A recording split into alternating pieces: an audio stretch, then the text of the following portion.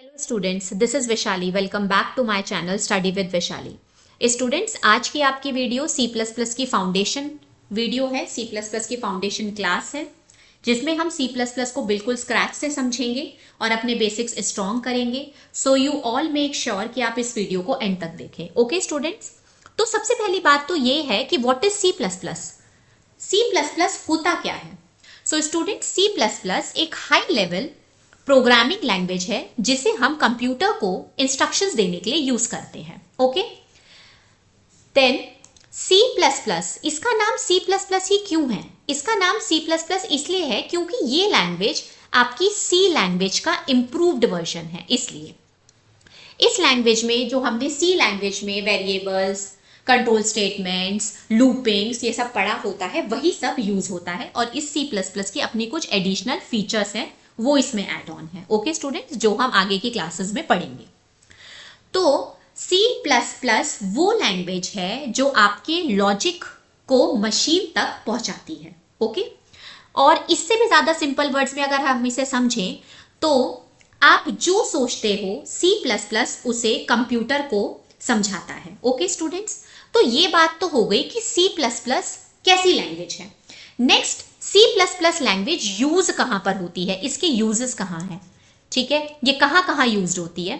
सी plus plus आपकी game development में, software development में, मशीन लेवल एप्लीकेशंस में, कॉम्पिटिटिव प्रोग्रामिंग्स में, real time systems like banking और बहुत जगहों पर यूज होती है। ओके, सो सी लैंग्वेज आपकी बहुत fast and powerful programming language है। ओके स्टूडेंट्स, तो ये बहुत इंपॉर्टेंट है इस लैंग्वेज के बेसिक्स को स्ट्रॉन्ग करना, अच्छे से समझना।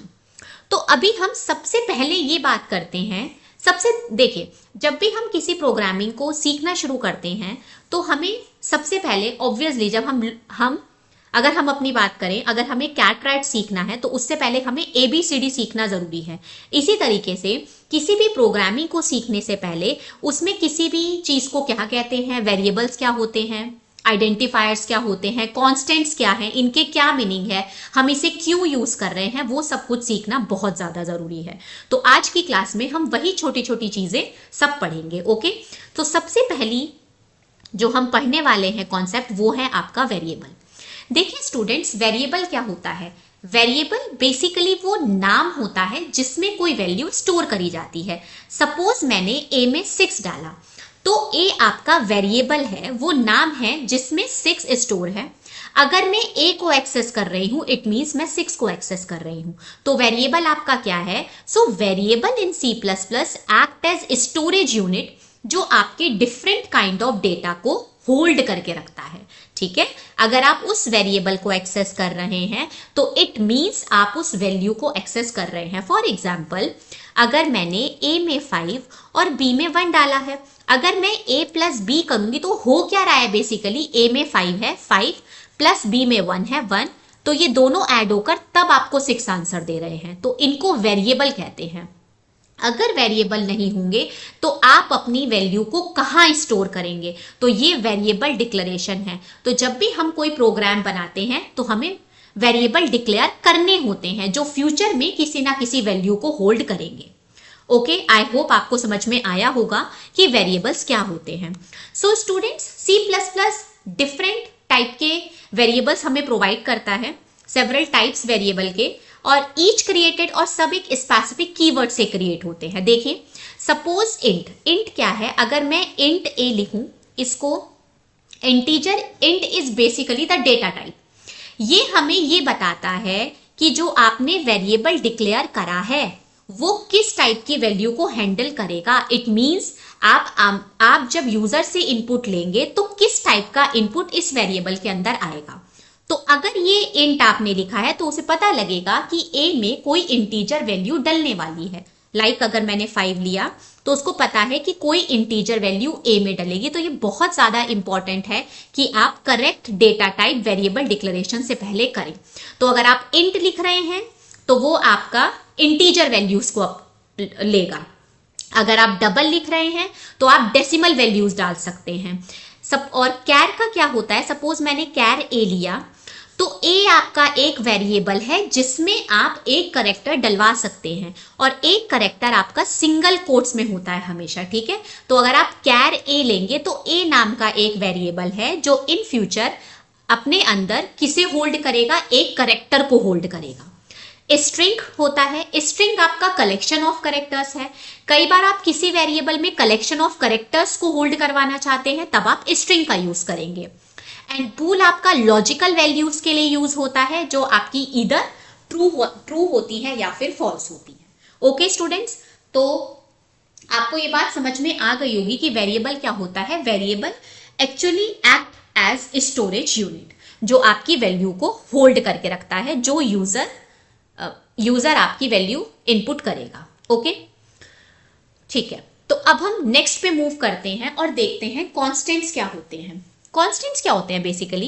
कॉन्स्टेंट्स आपके, देखिए कई बार क्या होता है ना, जब हम अपनी प्रोग्रामिंग कर रहे होते हैं तो हम चाहते हैं, सपोज ए की वैल्यू 5 है, इंट ए 5, मैं चाहती हूं कि मेरे प्रोग्राम में ए की वैल्यू 5 ही रहे, वो चेंज ना हो during program execution. It means मैं इसकी वैल्यू को कांस्टेंट बनाना चाहती हूं, राइट। तो कांस्टेंट वो वैल्यू होती है वेरिएबल की जो ड्यूरिंग प्रोग्राम एग्जीक्यूशन चेंज नहीं होती, ठीक है। आप उसे सिर्फ रीड ही कर सकते हैं, चेंज नहीं कर सकते। तो ये आपके कांस्टेंट्स होते हैं। और कांस्टेंट आपके कब बनते हैं? जब आप कॉन्स्ट कीवर्ड का इस्तेमाल करते हैं। किसका? कीवर्ड का इस्तेमाल करते हैं। अब यहां से एक नया वर्ड आया कि ये कीवर्ड क्या है। कीवर्ड बेसिकली आपके रिजर्व्ड वर्ड्स होते हैं जिसका मीनिंग कंपाइलर को ऑलरेडी पता होते हैं। अब आप खुद सोचिए, अगर आपने इससे पहले कॉन्स्ट लगा दिया, const int a is equals to 5, ऐसा क्या हुआ कि a की वैल्यू जो है 5 वो आपकी कांस्टेंट हो गई, वो अब चेंज नहीं हो रही है ड्यूरिंग प्रोग्राम एग्जीक्यूशन इस कॉन्स्ट की वजह से। और ये एक कीवर्ड है, इसका मीनिंग कंपाइलर को ऑलरेडी पता है कि अगर किसी वेरिएबल से पहले कॉन्स्ट लिखा है तो मुझे उसकी वैल्यू को कांस्टेंट कर देना है, वो ड्यूरिंग प्रोग्राम एग्जीक्यूशन चेंज नहीं होगी। ओके स्टूडेंट्स, तो ये आपके कांस्टेंट्स होते हैं। तो यहां पर हमने 3 कॉन्सेप्ट समझे। वेरिएबल क्या होता है? जो आपका वैल्यू को होल्ड करके रखता है, जो यूजर इनपुट करता है। द नेक्स्ट इज कॉन्स्टेंट्स क्या होते हैं? कॉन्स्टेंट्स वो वैल्यू होती है वेरिएबल की जो ड्यूरिंग प्रोग्राम एग्जीक्यूशन चेंज नहीं होती। और कीवर्ड्स क्या होते हैं? कीवर्ड्स आपके रिजर्व्ड वर्ड्स हैं जिसके मीनिंग कंपाइलर को ऑलरेडी पता होता है। ओके स्टूडेंट्स, तो ये हमारे 3 कॉन्सेप्ट्स हो गए। अब सबसे पहली बात, उसके बाद नेक्स्ट बात ये है कि सपोज अगर हम कोई प्रोग्राम बना रहे हैं C++ में, जैसे मैंने प्रोग्राम बनाया 2 नंबर को ऐड करने का। ओके, तो आप ये देखिए कि जो मेरे 2 नंबर हैं, मतलब A और B, पहला जो नंबर है वो मेरा E में जाएगा, नेक्स्ट मेरा B में जाएगा। तो इसकी वैल्यू मुझे यूजर से लेनी होगी, जो यूजर कीबोर्ड से एंटर करेगा और इस वेरिएबल के अंदर वो असाइन हो जाएंगी, राइट। तो उसके लिए क्या कमांड चलती है? कीबोर्ड से वैल्यू को रीड करने के लिए cin कमांड चलती है। ओके, C++ यूजर इनपुट आपका cin है। ये आपका एक प्री डिफाइंड वेरिएबल है जो रीड करता है डेटा को कीबोर्ड से और विद एक्सट्रैक्शन ऑपरेटर, मतलब cin ये एक्सट्रैक्शन ऑपरेटर लगता है और फिर जो भी आपका है वेरिएबल का नाम आ जाता है। ओके, तो ये आपका एक्सट्रैक्शन ऑपरेटर है। अभी मैं इसको एक प्रोग्राम में आपको यूज करके भी बताऊंगी। नेक्स्ट आउटपुट है। अब आप एक बात बताइए कि अगर आपको 2 नंबर को ऐड करना है तो आपको यूजर को वो इंफॉर्मेशन भी देनी होगी कि एंटर 2 नंबर। जब आप कोड को रन कराएंगे तो कुछ ना कुछ तो वहां पर लिखा हो ताकि जो यूजर है उसे पता तो लगे कि उसको क्या इनपुट देना है। तो उसके लिए आउटपुट कमांड आती है। Cout आपका आउटपुट देने के लिए यूज होता है, is use to output values and print text. तो और इसमें जो ऑपरेटर यूज होता है वो आपका इंसर्शन ऑपरेटर है। तो Cout ऑपरेटर लगाएंगे और सपोज मैंने इसके अंदर दे दिया एंटर 2 नंबर। तो जैसे ही आप अपने प्रोग्राम को रन कराएंगे तो वहां पर आउटपुट स्क्रीन पर ऑलरेडी लिखा होगा कि 2 नंबर एंटर करो। तो जब यूजर 2 नंबर एंटर करेगा तो उसके लिए cin कमांड चलेगी। cin पहली वैल्यू आपकी A में जाएगी और नेक्स्ट आपकी B में जाएगी। ओके, तो A में आपकी जो भी वो वैल्यू डालेगा 5 वो गई और B में आपकी नेक्स्ट वैल्यू 6 जाएगी। तो Cout कमांड यूज होती है आउटपुट स्क्रीन पर मैसेज दिखाने के लिए, प्रिंट कराने के लिए, और सी इन कमांड आपकी यूज होती है वैल्यूज को रीड करने के लिए कीबोर्ड से। ओके स्टूडेंट्स, तो आई होप यहां तक का आपको समझ में आया होगा कि हम कीबोर्ड से वैल्यू को इनपुट कैसे कराते हैं और आउटपुट कैसे होती है कोई भी टेक्स्ट। ओके, या फिर अगर हमें कोई भी टेक्स्ट प्रिंट कराना है तो वो कैसे होता है। ओके, अब हम सबसे पहले एक बेसिक स्ट्रक्चर, एक सिंपल प्रोग्राम देख लेते हैं कि अगर हमें C++ में अपना कोई कोड लिखना है तो उसकी स्टार्टिंग कैसे होगी। सबसे पहले हम #include iostream लगाते हैं, ये आपकी एक हेडर फाइल है। ओके, नेक्स्ट उसके बाद हम यूजिंग नेम स्पेस std लिखते हैं, ये मैं आपको नेक्स्ट वीडियो में बताऊंगी कि किस लिए यूज होता है। नेक्स्ट आपका मेन फंक्शन है, मेन आपका एक फंक्शन है जो कि एंट्री पॉइंट है कोड को रन कराने के लिए। ठीक है, तो मेन फंक्शन के अंदर हम अपना पूरा प्रोग्राम लिखते हैं, जैसा कि मैंने मेन के अंदर सी आउट से लिखवाया है hello word. Okay, then return 0 और प्रोग्राम आपका खत्म। तो सी आउट, जब आप इस प्रोग्राम को रन करेंगे तो आउटपुट स्क्रीन पर ऑटोमेटिकली हेलो वर्ड लिखा हुआ होगा।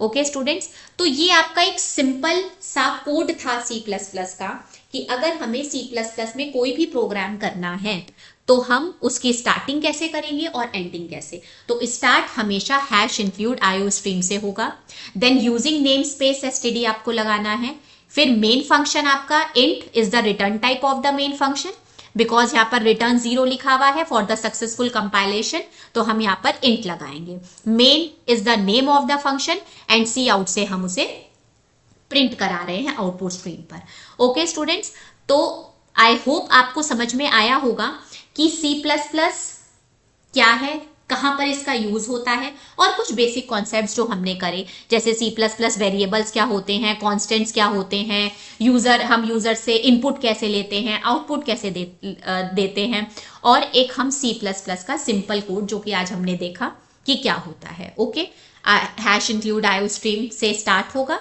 और रिटर्न 0 पर खत्म होगा। सो स्टूडेंट्स, आई होप आपको ये बेसिक्स C++ का समझ में आया होगा।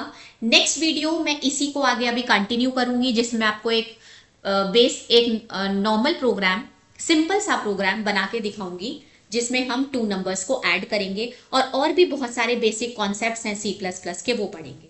Okay students, so I hope आपको ये वीडियो अच्छा लगा होगा। तो if you like the video, please like, share and subscribe the channel. Okay, so see you in the next video students. Till then, take care. Bye bye.